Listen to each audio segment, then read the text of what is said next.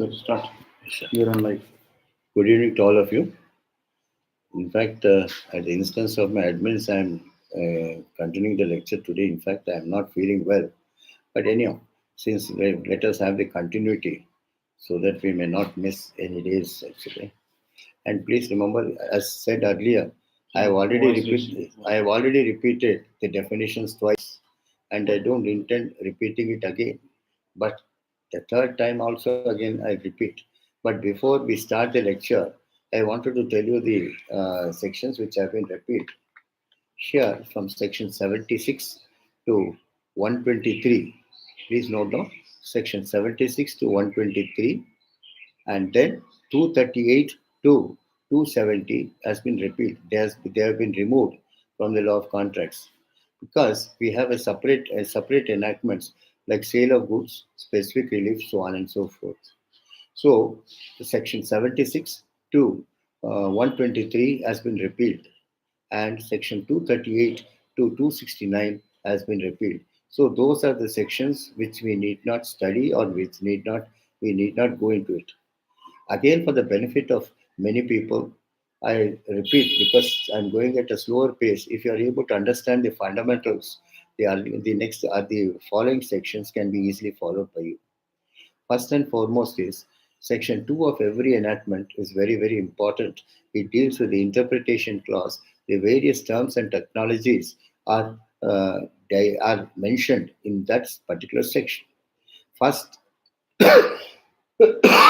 first thing which is defined is an offer. Next one is acceptance. Next one is capacity. Fourth one is consent. Fifth one is consideration. And sixth one is legality of object. As far as offers are concerned, there are 4 to 5 types. One is what is called express offer. One is called express offer. Another is called implied offer. Another is called specific offer. Another is called general offers. Then next one is offers limited to time and offers to be performed at a particular place and in a particular way. So these are the types of offers that are provided under the Indian Contract Act. Offer can also be called as a proposal. Then, first and foremost, is how an offer is defined. Offer is defined as where one person signifies, again, I'm repeating the third time, please remember there will be no more repetitions in future. Where a person signifies his willingness to do, where a person signifies his willingness to do, abstain from doing, or forbear from doing such act of abstinence, forbearance, or action is what, in order to obtain the assent of the other, it is called a proposal or it is called an offer. Then, what do you mean by express offer?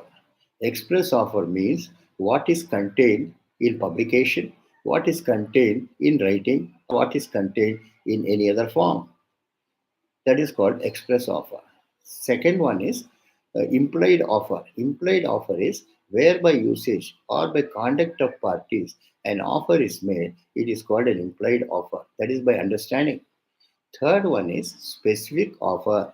Specific offer means where it is made to a specific set of individuals for acceptance, it is called a specific offer. And general offer is where it is made to the entire public at large, it is called a general offer. And next offer is what is called limited by time and place. There, suppose there is a time fixed for performance, then the offer has to be accepted within that time frame and it has to be performed at the place which is mentioned. These are the various types of offers that are provided under the Contracts Act. Then, then next aspect is acceptance.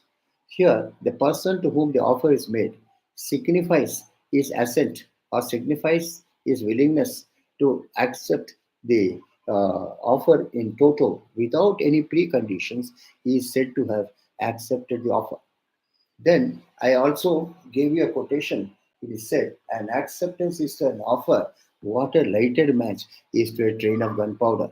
Suppose an offer is made and the acceptor accepts it in full, then he cannot revoke, he cannot retract, he cannot take it back, and that is the significance of acceptance. The quotation says, suppose you have a tray of gunpowder, it's an ignitable substance, and so long as it is not ignited, by a matchstick or any other more, there is no explosion. But once it is you light a matchstick, the entire gunpowder is reduced to ashes.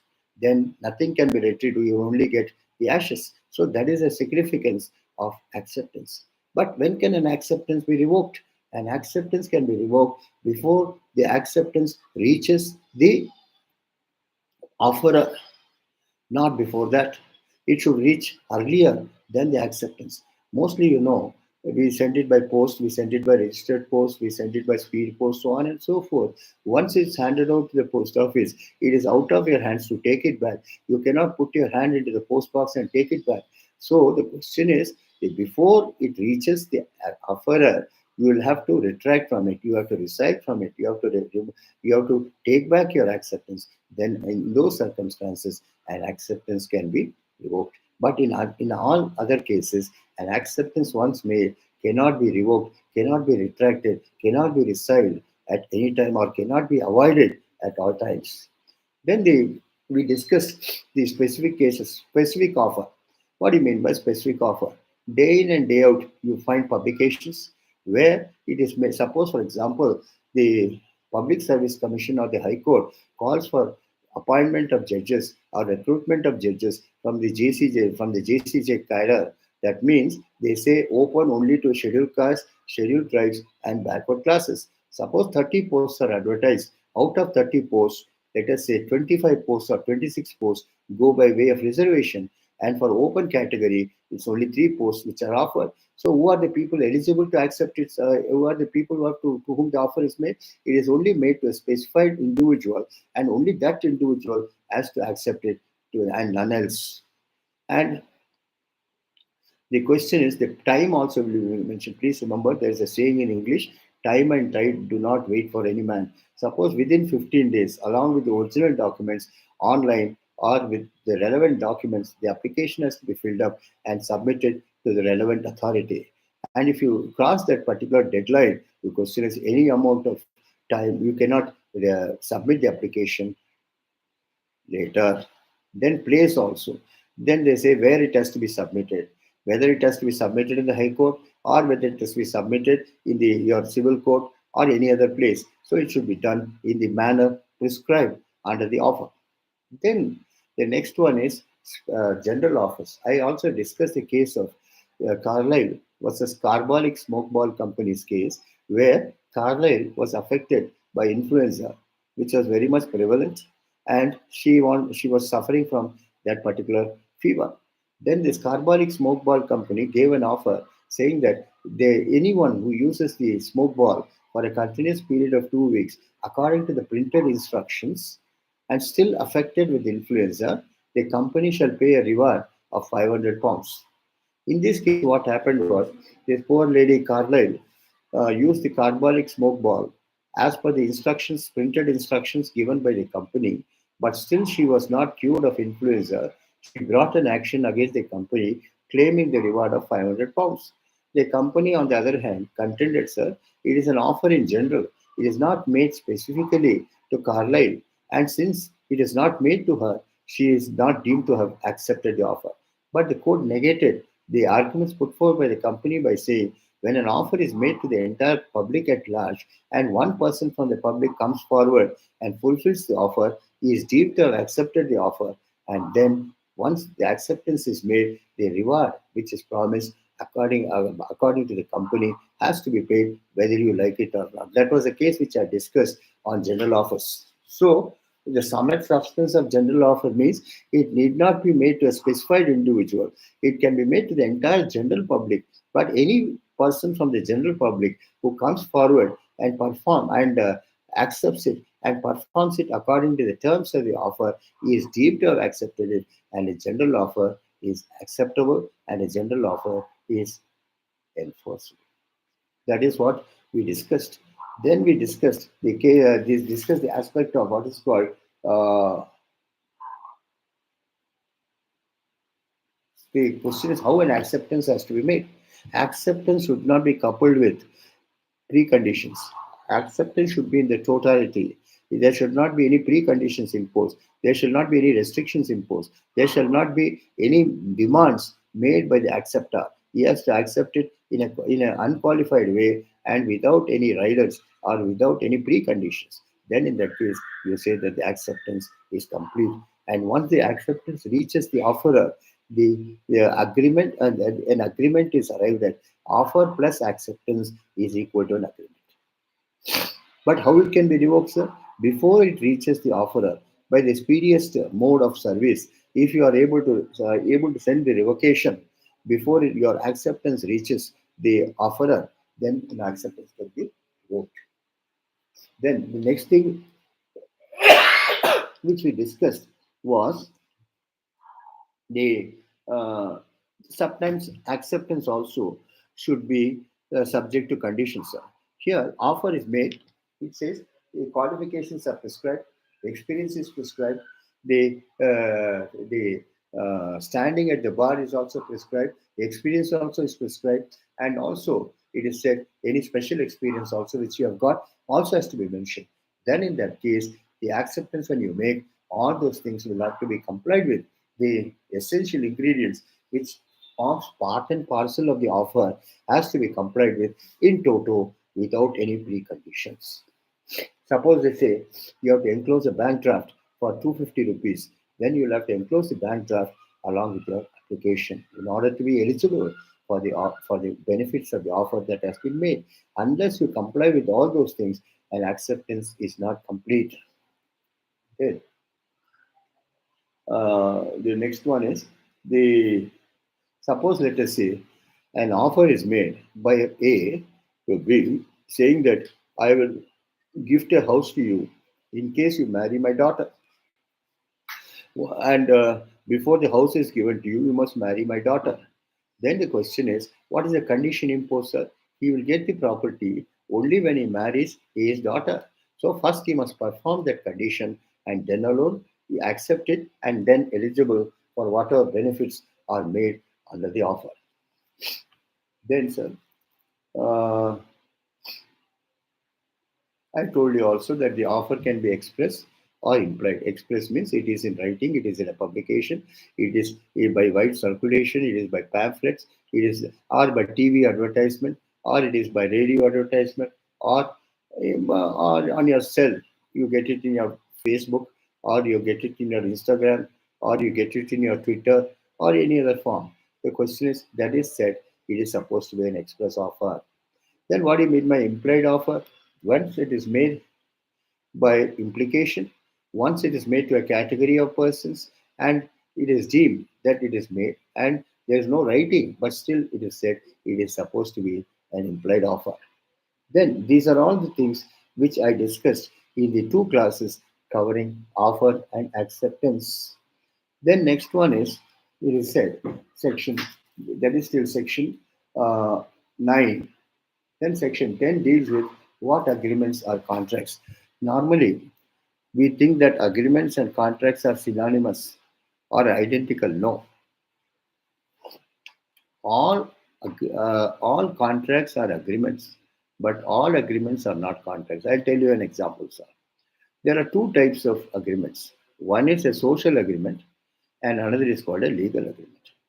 Social agreement means, suppose we live in a society, we believe in mingling with people, we believe in having good relationship with people, we believe in good things and bad things also.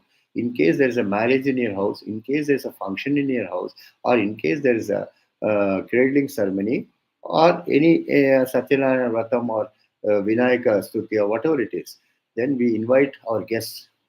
Then tell the guests also, don't move, don't cook at home. Tell your wife that you can have food in my house. And all your family members are invited. Please come and have food in my house. Let us say on that particular day, when the function is fixed. Let us say I suffer from illness, or my wife is not able to keep up the promise which has been done. Here, please remember, we enter into social agreements. Or let us say I invite you for a cup of tea or a breakfast. Please remember, cannot fulfill that offer because the question is, uh, on that particular day, I am suffering from something where it becomes impossible for me to perform it. Then, in that particular case, a breach or a violation of the offer that is made, will not result in a legal obligation. You cannot make me liable in a court of law and ask damages because I believed your word. I told my wife not to cook at home, not to prepare anything, not to prepare the breakfast, not to prepare the coffee. And since you have promised, I believed you and I had to go to the hotel and eat. And whatever money I've spent in the hotel because of your violation, you will have to compensate me. Please, if that is going to be the case, what is going to happen is none of us will invite anyone for any function because a social agreement is only to keep up the social contacts and also the good relationship among your neighbors, friends, and relatives. So it is said all contracts are agreements, but all agreements are not contracts. What are contracts, sir? The contracts are one where it gives rise to a legal obligation in case of any violation or in case of any breach or in case of any contravention, and only those agreements are contracts and only they are enforceable in a court of law. To explain this better, I discuss a case called Balfour versus Balfour. Balfour, Balfour, Balfour versus Balfour. In this case, what happened was a husband and wife were living happily in UK. Then subsequently, the husband was transferred to Sri Lanka on employment. Then the husband promised his wife, look, my dear, I'll take care of you every month. I will try to pay you 400 pounds for your maintenance and for your upkeep. Then the wife implicitly believed the husband and kept quiet. But the husband had greener pastures in Sri Lanka and he was having some extramarital relationship with some other lady. Then this particular lady, Mrs. Balfour, brought an action against the husband, asking for the payment of the money which the husband promised towards payment of maintenance. Then the question arose whether it's a social agreement or whether it is a legal agreement. In this case, what the court said was it is only a social relationship between the husband and wife, and neither the wife nor the husband desired at the time of making the agreement that they should be attended to by legal consequences. So, in this case, they said that Mrs. Balfour was not entitled to claim that amount because it did not result in a legal obligation. So, in other words, only those contracts which gives rise to only those agreements which give rise to a legal obligation are only enforceable, but a social agreement is not enforceable. But please remember, these are all the cases of England, sir. But in India, the question is whether you like it or not, you've got all the beneficial provisions like Section 125 CRPC or 125 CRPC is now corresponding to 145 the BNSS, and of course other things. Hindu or she's not a Hindu, of course she's a Christian. Even in the Indian Divorce Act or the maintenance of women is concerned, she is entitled for it and the courts enforce it.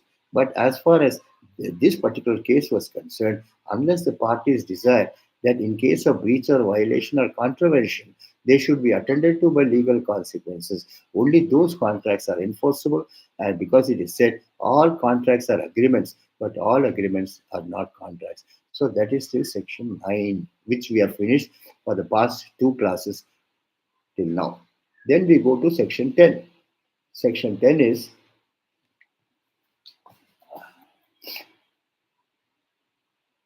that's what I've discussed.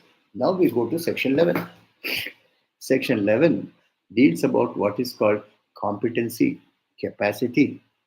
One is the second ingredient for a valid contract is the parties to the contract must be competent to enter into a contract, or they must have the capacity to enter into a contract. Section 10 says that persons who want to enter into the contract, be it the transfer, be it the offerer or the acceptor, must be of the age of majority. They must not be of unsound mind. They shall not be a lunatic, or they shall not be an idiot, or they should not be disqualified by any law for the time being enforced. First and foremost, which I discussed last time, was a minor's contract.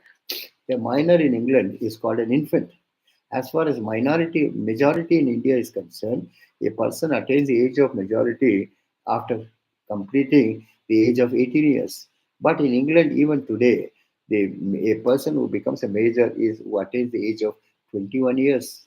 So the question is, a minor is supposed to be incompetent to enter into a contract. So a contract cannot be made by the minor or against a minor. So the question is, first deformity is a minor's contract is void ab initio. On this particular aspect, certain restrictions or certain limitations or certain exceptions has been recognized. For example, the first case was the case of Leslie versus Shield. In that particular case, what happened was Shield availed of a hand loan from Mr. Leslie and promised to uh, repay it. Then what happened was when the question of repayment had come and when Leslie demanded the money, the infant raised his minority or raised his infancy as a ground and saying that I'm not bound because a minor's contract is void ab initio and I'm not capable of giving my consent or I do not have the competency to enter into a money transaction.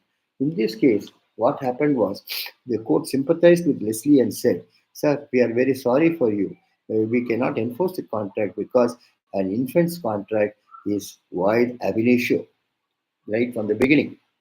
But they said, but still, if the funds are still available with the minor or the infant, you can recover that money because no one can enrich himself or become great by avoiding a contract and retaining the benefits. So in this case, the court gave a rider by saying, in case the funds are still available with a minor, you can recover it irrespective of his incompetency to enter into a contract.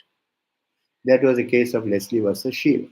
Then the second case which I discussed was exceptions to a minor's contract.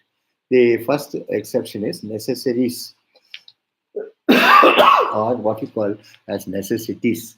See, please remember, every one of us in life requires certain basic things, though not the richest. We require what is called roti, kapra, or makan. Roti means food, kapra means clothing, and makan, that is a place to stay. So the question is, these things cannot be avoided irrespective of the competency or capacity or otherwise.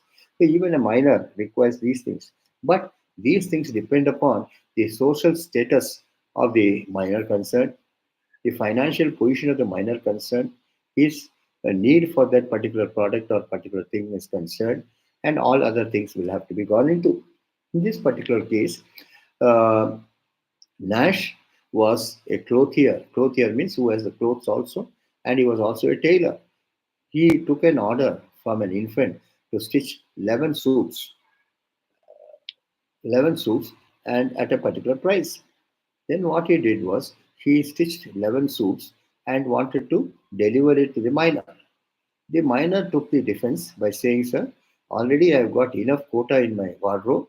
I've already got 11 to 15 suits with me. I don't require it. I don't have the financial wherewithal to pay the money." And he pleaded his infancy or minority as a defense. In this case, the question and Nash contended, "Sir, these suits are very much required for the basic living of a minor. It is beneficial to the minor.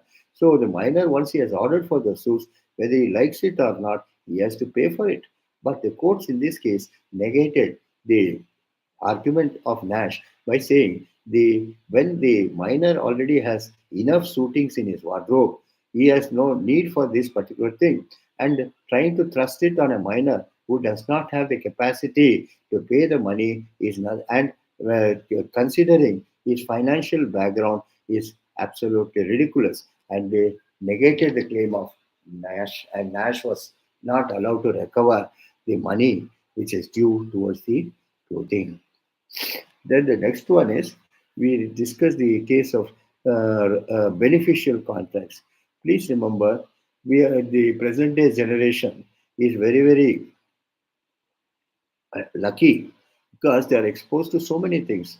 And today we find that the talent, whether you call it cricket, whether you call it hockey, whether you call it football, whether you call it billiards, whether you call snooker, or whether you call throw ball, or whether you call handball, whether you call baseball, so on and so forth, requires elaborate training. And you've got a lot of academies now, and badminton especially, which train these people, and they are trained from their infancy.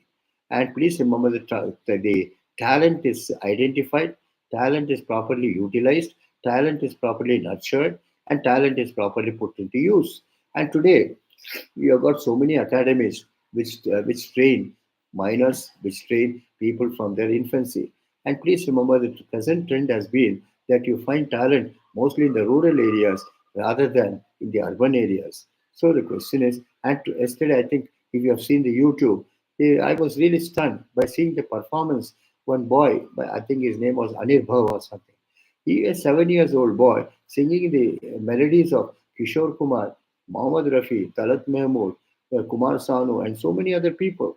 And the beautiful voice he has got. I mean, God has blessed him. I think he must be a prodigy. Then the question is, so many young children being performing at the in the social media, and that being advertised tomorrow gives them lot of encouragement, gives them lot of fillip, and to achieve greater laurels. And you have seen Paralympics, which was just recently concluded in Paris.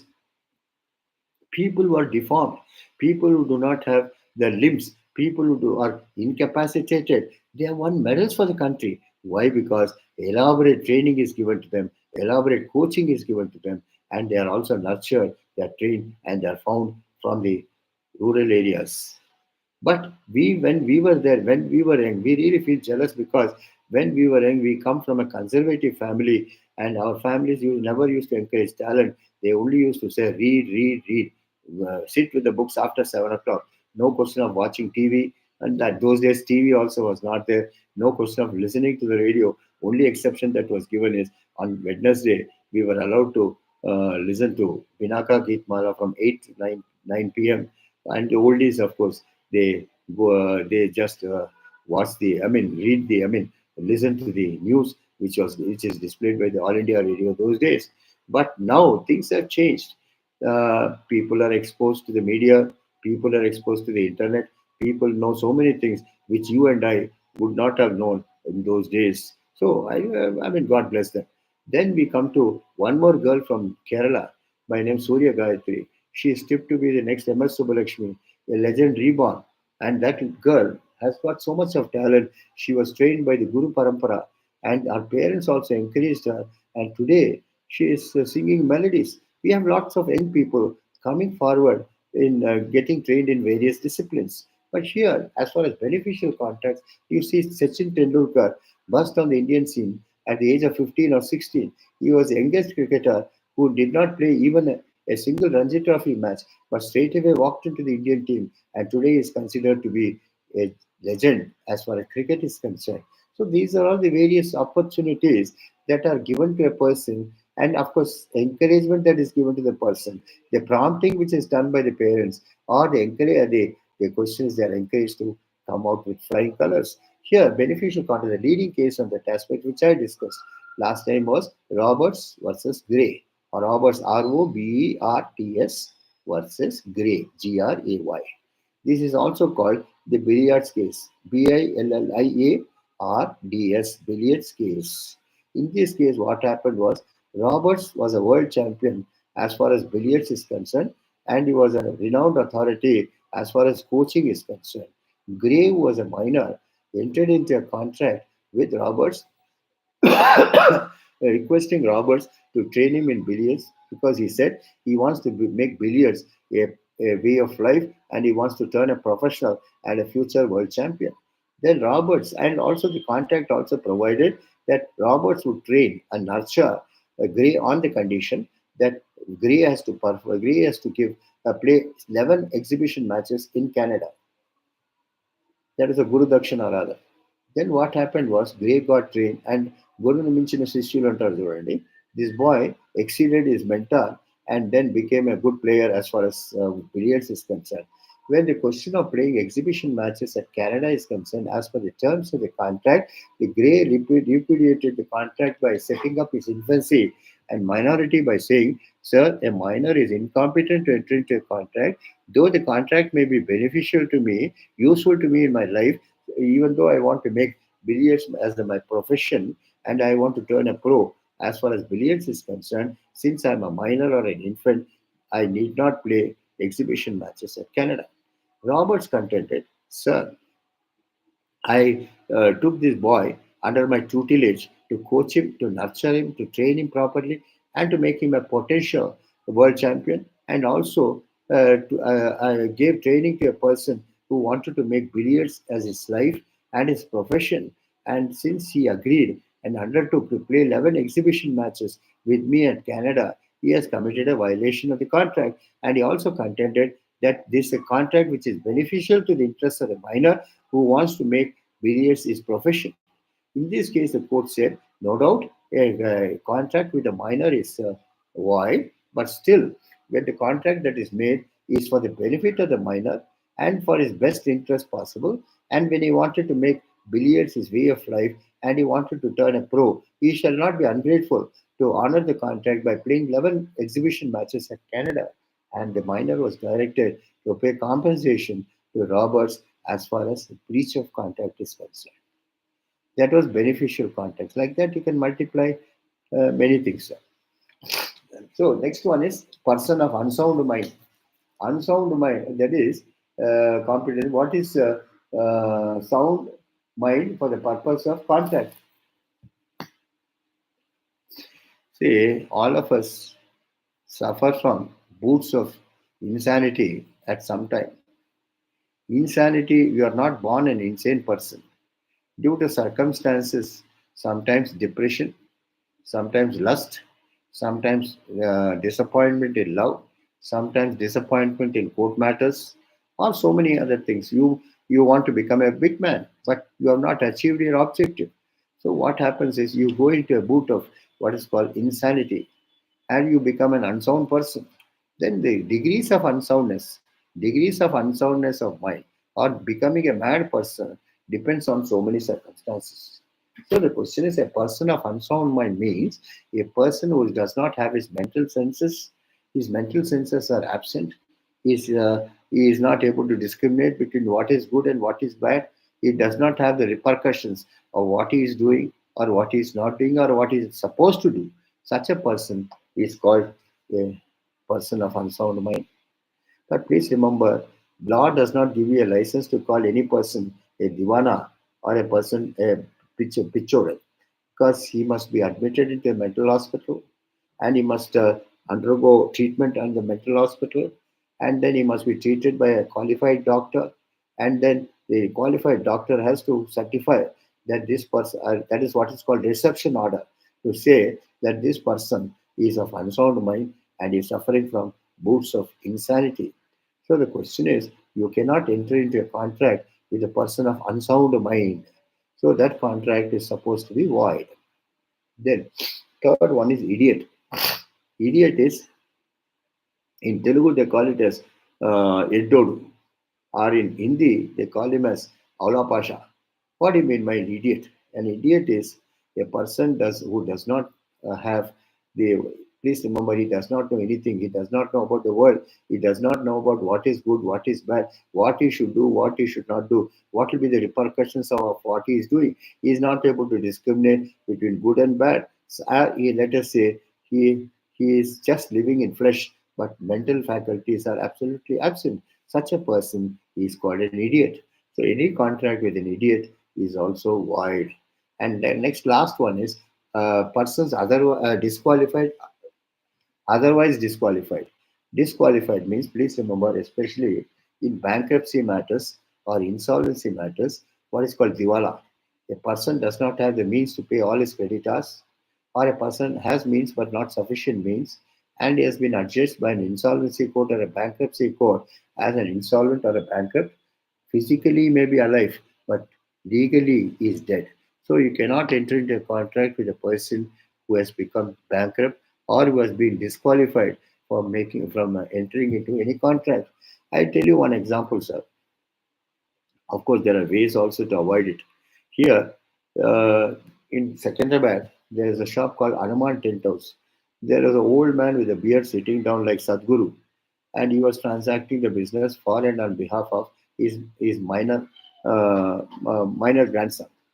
Then the creditors of that particular person came to the shop and wanted to attach the mobiles.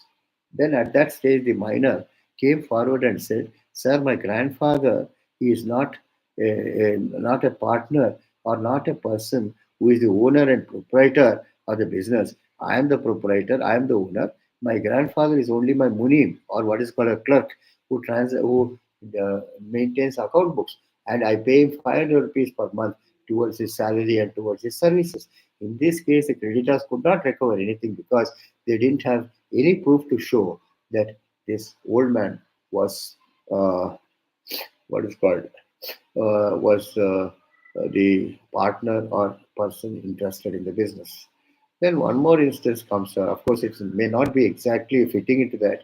Here, what happened was in one of our cases which we conducted against those days, Mumbai investments, there was a debtor by name. Krishnamurti, I think, if I'm some person. So the question is, one of my clients, the degree holder, came from Salem and said, "Sir, I'm very very happy. I have seen this judgment letter going about in a ambassador Mark IV car. Those days, Mark IV car used to be a fashion and it's a prestige. Then what happened was and he was an undischarged insolvent. He did not pay his creditors. He was declared as an insolvent. Then the question arose. Then he was driving the car. Then the bailiff, along with the decree holder, went to the spot and wanted to attach the car. At that time, the wife of the person concerned came out and said, "Sir, how do you attach this car? It is my car. The RC stands in my name. The license stands in my name. My husband is only a driver." Then it came up before the court, and the court said, "What lucky!" And I'm paying him a salary of 500 rupees, and there is a Naukar Nama. He is my employee. Then the matter was reported to the court, and the court, in a humorous way, said, "How lucky this person is. He is driving at both ends. He is driving at home as well as driving outside." So the question is, don't be carried away by a person who driving a car, driving a Rapido or something. He may not be the owner, but try to verify everything. And please remember, if any disqualification is there, he cannot enforce the debt, or debt cannot be enforced against him, or he has become an insolvent or a bankrupt. Then in that case, he is incompetent to enter into a contract. No one will give him a job. No one will give him employment. No one will enter into a contract with such a person, because section 10 or 11 says such a contract is supposed to be void ab initio. Then we go to the uh, section section 12. This is what all I've done earlier. What is sound mind for? That is already I've discussed. Then consent. What do you mean by consent? How is a consent? This is from these sections. It is now called voidable contracts. From section 13, it is called voidable contract. What do you mean by consent? Consent means ఒప్పుకోవడం, లేకపోతే అనుమతించడం, or లేకపోతే the question is trying to accept or trying to give your willingness, that is called consent. अपना आपका जो राजी है वो आप दूसरों को समझाने का, वो कंसेंट बोलते हैं.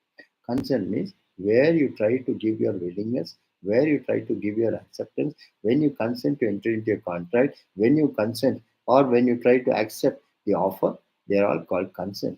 And consent is defined as your willingness to abide by the terms of the offer, and your acceptance is unqualified, and that your consent has been given free and without any compulsion. That is called consent. అంటే అనుమతి అంటారు చూడండి, అది అది అనుమతి అంటే permission అంటారు.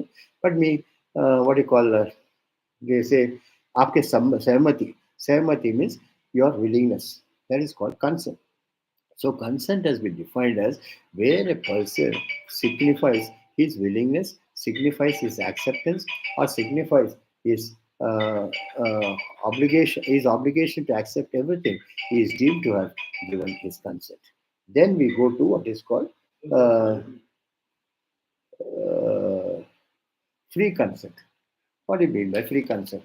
Most of you are advocates know that when we write a document, in the end we write, "In witness whereof I have set my hand and affixed my signature voluntarily, in witness whereof I have set my hand on this instrument voluntarily, without any compulsion or force, and in a sound disposing state of mind."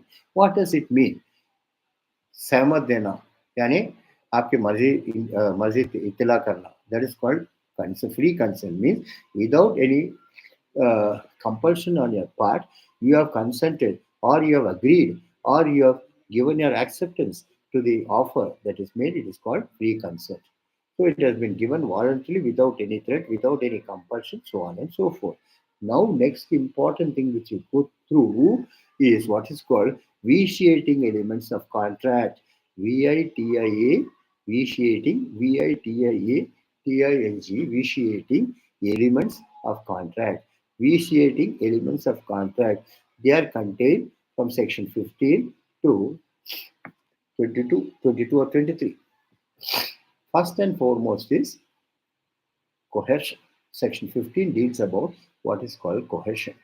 I think in Hindi they call it as jabardasti, or let us say, or coercion is defined in section 15 as where a person's willingness or consent is taken, putting him on, that is, putting him under an oppression to commit an offense punishable under the Indian Penal Code. It is called coercion. Where you try to nirbandham చేస్తారు చూడండి, or I have no other alternative than to accept it, than to give my word or my willingness or my anumati or what you call my acceptance is not voluntary. I have been put under threat of fear to my limbs, property, not only to me or also to my family members. Naturally, sir, when you are put under threat, when you are put under compulsion, when you are threatened with knives and revolver to shoot you at any time, any person will be scared. Your mental faculties also fail at that time, and and under compulsion, you execute certain documents. Or let us say Gerao. Gerao. Gerao is one of the forms of coercion. Gerao means Gherao. In the labor law language, Gerao means nirbandhinchadam, where you lock the doors of the manager. You give a charter of demands and don't allow him to move from that place. You cut off the electricity, you cut off the telephone connection, you snatch away his cell phone, you don't allow him to communicate with anyone, nor allow him to answer the calls of nature or answer or talk to anyone in the office. Then you try to extract a promise from him or make him sign a document which you would not have done under normal circumstances. Then, please remember, you may be the bravest person possible, but once you are put under that compulsion, when you are put under threat to life, or threat to your limbs, threat to your property, threat to your family members, or threat to your the ladies at your house, your mental faculties fail. You have no other alternative than to execute the document, sign on the document, and then your consent is not supposed to be free. It is voidable, and straight away you can lodge a police complaint and also initiate criminal action against the delinquent. This is what is called coercion. Am I making myself clear to you, please? Coercion is where there's a threat to commit an offense punishable under the Indian Penal Code, or where there's a threat to the life and limbs of a person, or whether a person has been put under wrongful confinement or wrongful restraint, or where there is a privation of his liberty and he has been compelled to execute documents which he would not have done under normal circumstances. Such an act is called coercion, and the consent that is given is not a free consent. And that is the reason the person whose consent is given under those circumstances can exercise the right of avoidability by trying to avoid the contract and say that under these circumstances the document was brought into existence. I think I'm not keeping well, sir. I think with this we will stop. We have finished up to section 15. We will come to the later sections at a later stage. Any questions, please? I'm having an extreme cold, sir. Please remember the third time I've repeated it. Please bear with me. I will not be repeating the older sections again. Any questions? Yes.